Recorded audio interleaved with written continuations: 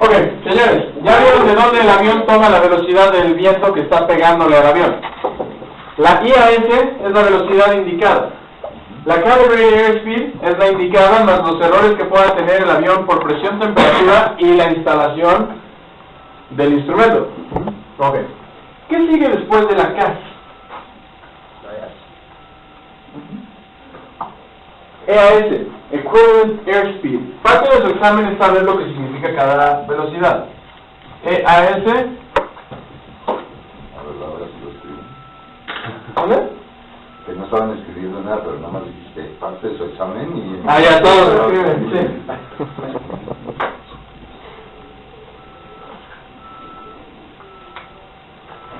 Y así hacía el doctor y decía, esto es pregunta de examen. Pero por ejemplo, por ahí me dijeron que dijo que eran 100 compresiones por 2. Eso no es cierto. El American Red Cross Association te dice que son 30 compresiones por 2 o 15 compresiones por 2, dependiendo de si eres de la vieja o antigua escuela. Sí, a mí me enseñaron 15 o 2. Sí, exactamente. ¿Vale? Pero que según ya, bueno, digo que 100 compresiones por 2 era lo nuevo, era lo nuevo porque lo acaban de cambiar. 100 compresiones por 2 respiraciones. No. Tendría que tardar un minuto en respirar. Claro, lo que pasa es que... Lo que pasa es que... Porque la nueva norma es que no des compresiones de 60 a un ritmo de 60 por minuto, sino a un ritmo de 100 por minuto. Pero no son 100 compresiones por 2, exactamente. Este cuate se equivocó con posición, velocidad y aceleración. Casi 2 por segundo. Que no respira. Se le cruzaron los cables. Se le cruzó durísimo lo que es un régimen, o sea... Es imposible. Estás infartado y no respiras en un minuto, pues te mueres. Imposible. No, o sea, cuando yo escuché eso y entré en el pizarrón dije, ups. Y se supone que es doctor, ¿no? Y se supone que es médico, claro, ¿no? Además es certificado por la edad. Pero bueno, no son 100 por 12. Ok. Equivalent Airspeed, ¿qué es? Es la velocidad CAS corregida por compresividad adiabática en los puertos estáticos de la altitud de vuelo correspondiente. ¿Qué significa la EAS? Ustedes como pilotos no les importa y no tienen que saber calcularla, eso lo hace el fabricante. ¿Por qué? Ustedes ya vieron un tubo pitot que es así, y tiene una pequeña entrada. Cuando el aire entra a través del tubo pitot, se comprime con presión adiabática, y eso genera errores en la indicación, porque si fuera un fluido no compresible, el pitot podría marcarte bien. Cuando el fluido se comprime, pues obviamente tiene diferentes propiedades de velocidad, y bueno, el chiste es que la EAS la saca del fabricante. Eso diría yo. A ver. Y ahora sí, llegamos a la TAS. ¿Qué es la TAS?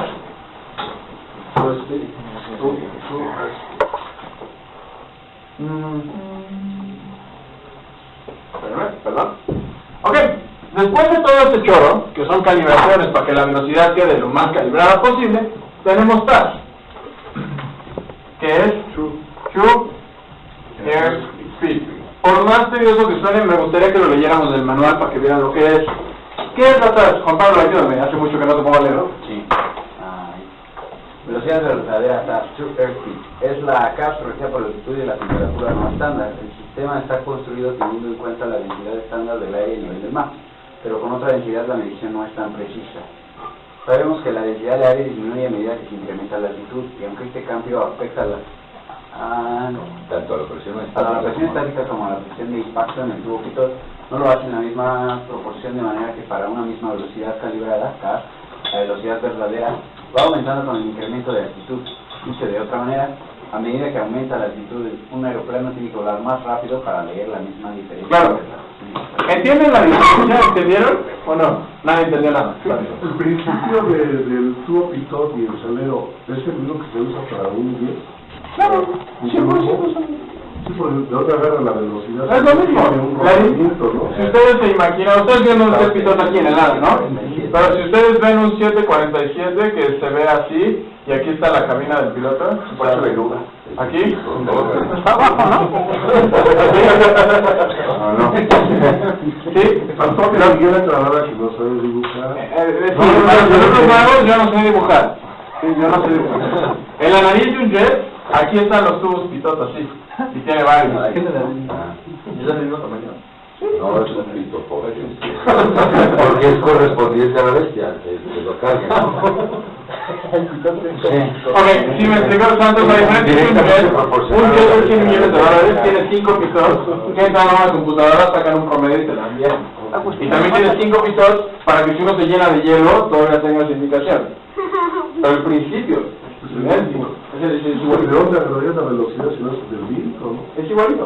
Además, los jets ya traen correcciones por GPS. Aunque van viendo el desplazamiento Claro, en relación con la Tierra. con la Tierra. Ahora vamos a explicar, para ver la velocidad. La QRP, escúcheme señor, escúcheme. A nivel del mar, ¿sí? Tenemos el aire muy junto. Lo azul son partículas de aire, ¿están de acuerdo? Sí. Y cuando subimos a 35.000 pies, las partículas de aire están Más separadas.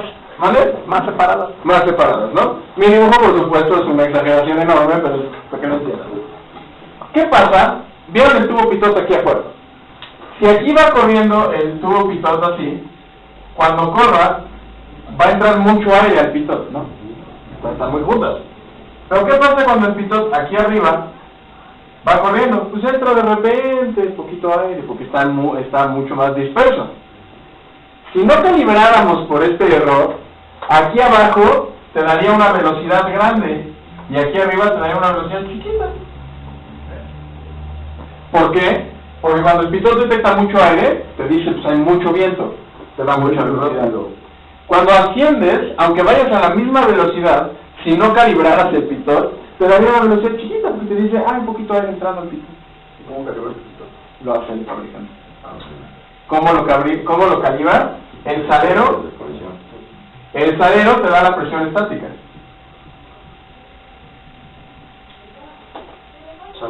¿Cómo funciona? Presión dinámica menos presión estática, o sea, lo que entra al pitot menos lo que entra al pitot es la velocidad.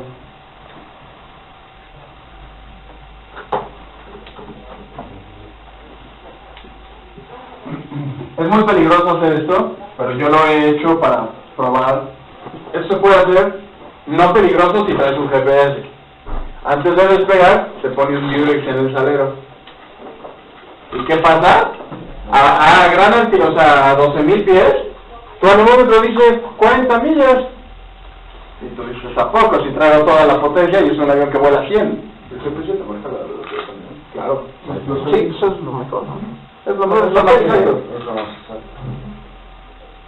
¿Qué es lo que pasa? Como no hay esta diferencia, te marca algo muy chiquito porque no hay esa calibración.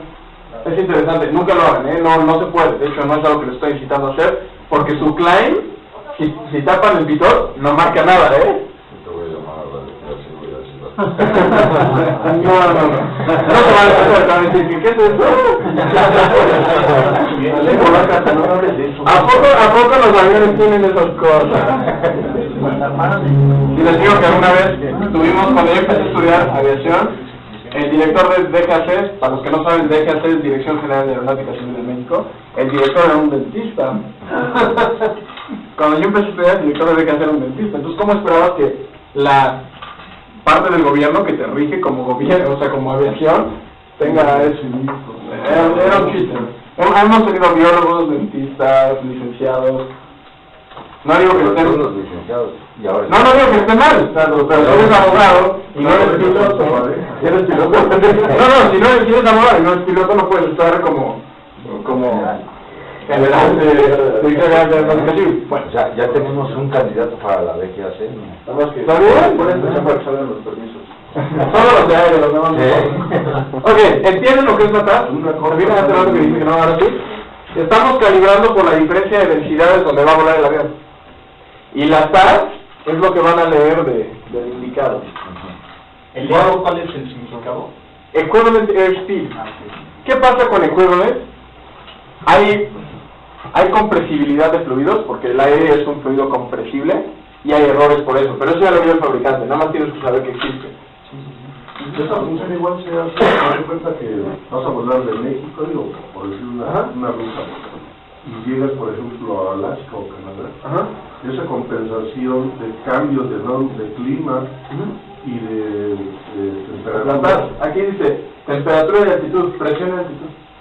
Recuerden que la presión es función de la temperatura por la ley final de los gases que acabamos de ver. Por ejemplo, en Alaska, aunque estés a una altitud de 10.000 pies, por decirlo así, ¿sí? Sigue siendo más condensado el aire, ¿no? Claro, por eso es que tienes el salero. El salero va a recibir el aire que está en Alaska y va a hacer esta diferencia y te va a dar la velocidad correcta. O sea, ¿sabe cuándo? Depende de la altura, o la altitud, no, la altitud. Sí. Y depende de la densidad del viento y si es más frío del aire, ¿no? Sí. Más frío o más caliente. Al salero no le importa la temperatura, ya le entra un aire a una cierta densidad. Y la densidad es función de la temperatura. Pero no es un salero. ¿Qué me entiendes, Pastor? El salero es como tu punto de referencia. Y de ahí saca la diferencia que entra al pitot. Ahora, esta es una velocidad que no corresponde con la velocidad en tierra, ¿no? No, eso es lo que nos daría el GPS. Eso es exactamente lo que les voy a enseñar para hacer su ruta. ¿Sí me explico? Vale. No. Ok, velocidad absoluta y velocidad del suelo. Esta es la última velocidad que yo necesito que se aprendan. ¿Puedo borrar un poquito? ¿Cuál es la ruta más larga que tengas? ¿Qué? ¿Que tengo para hacer? A los cabos. Sí, cabos. Pero tienes que hacer Ok. varias cosas. Señores, vamos a entender por qué esto es importante.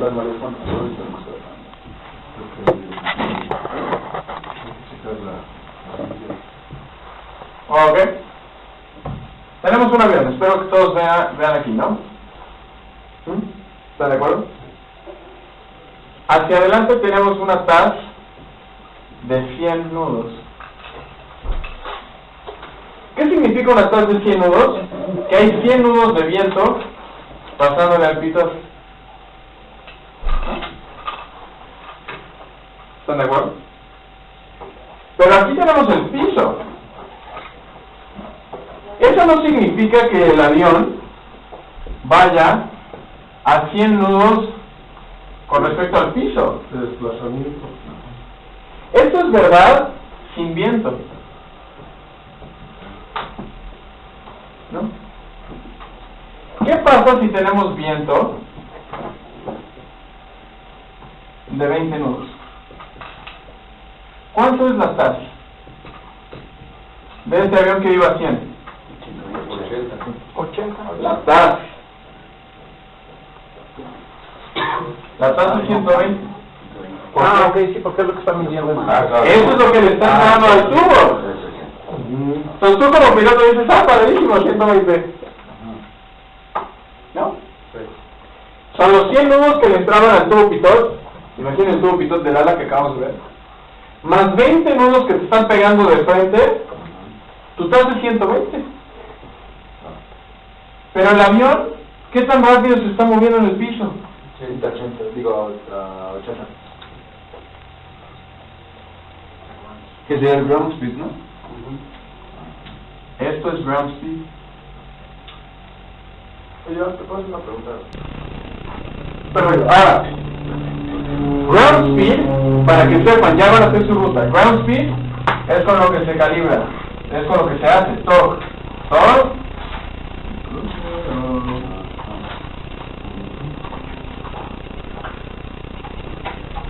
¿Y qué es el ground speed como fórmula? Ground speed como fórmula es la TAS más menos el viento.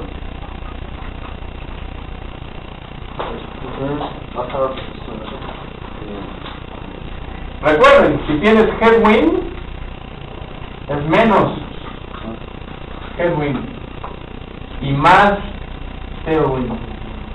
¿Y las hot wings? No. No, pues a ver. ¿Tanto te entendiste? Ahora sí, lo pondrás. Comienzo, pero sí. ¿Alguna pregunta? Lo que estaba yo haciendo era... Pero estuviste engañado 5 veces. No, porque ya sabes llegar hasta ahí. Podemos volar finales. No, pero ahora ya nada más vas a hacer sumarle el viento y ya está. ¿Ves por qué tenías que hablarle? Porque nos estuvo engañado todo este tiempo. ¿Alguna pregunta? Cuando haces una ruta, es muy difícil que durante toda la ruta lleves el mismo viento. Imposible. Ahorita nada más van a aprender, todavía los sigo engañando, pero no sé nada después. Ahorita los voy a poner a hacer una ruta con un viento constante durante toda la ruta. Y ya después voy a enseñarles cómo en cabina saber qué viento trae. ¿Qué pasó, no? Es que pensé que levantaste la mano.